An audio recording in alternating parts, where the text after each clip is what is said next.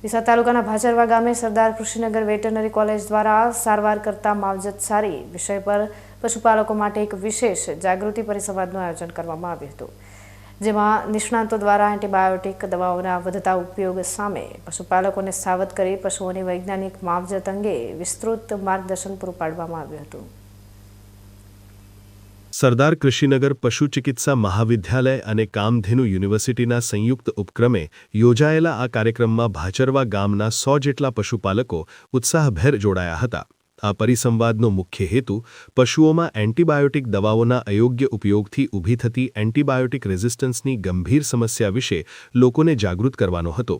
યુનિવર્સિટીના નિષ્ણાત ડોક્ટરોએ પશુપાલકોને ખૂબ જ સરળ ભાષામાં સમજાવ્યું હતું કે પશુઓમાં નાની તકલીફોમાં ડોક્ટરની સલાહ વગર જાતે દવાઓ આપવાથી ભવિષ્યમાં તેની અસરકારકતા ઘટી જાય છે અને ચેપજન્ય રોગોની સારવાર કરવી લગભગ અશક્ય બની જાય છે।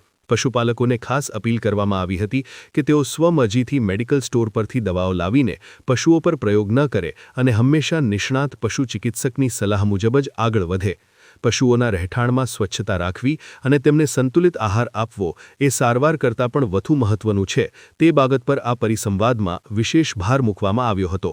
આ ઉપરાંત પશુપાલકોને પશુઓના સમયસર રસીકરણ અને નિયમિત આરોગ્ય તપાસની અગત્યતા પણ સમજાવવામાં આવી હતી।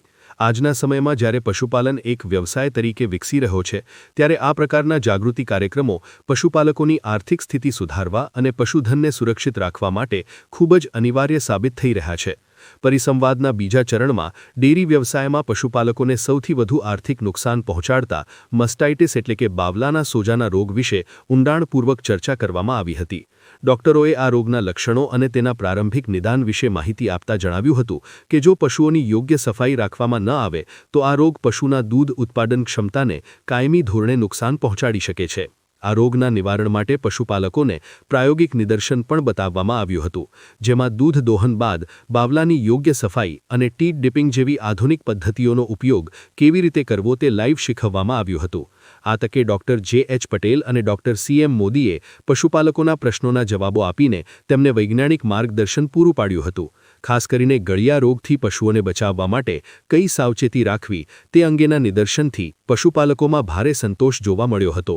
કાર્યક્રમના અંતે ભાચરવા ગામના પશુપાલકોએ કામધેનુ યુનિવર્સિટીના આ સરાહનીય પ્રયાસ બદલ આભાર વ્યક્ત કર્યો હતો અને વૈજ્ઞાનિક પદ્ધતિથી પશુપાલન કરવાની નેમ વ્યક્ત કરી હતી। ગ્રામ્ય સ્તરે પશુઓના આરોગ્યને પ્રાધાન્ય આપતા આવા પરિસંવાદો આવનારા દિવસોમાં પશુપાલન ક્ષેત્રે નવી ક્રાંતિ લાવશે તેવું નિષ્ણાતોનું માનવું છે। ડીસાના ભાચરવા ગામે યોજાયેલો આ પરિસંવાદ પશુપાલકો માટે આશીર્વાદરૂપ સાબિત થયો છે। વૈજ્ઞાનિક માવજત અને એન્ટીબાયોટિકના મર્યાદિત ઉપયોગ દ્વારા પશુધનને લાંબુ અને સ્વસ્થ આયુષ્ય આપવા માટે વેટરનરી કોલેજનો આ પ્રયાસ સફળ રહ્યો હતો।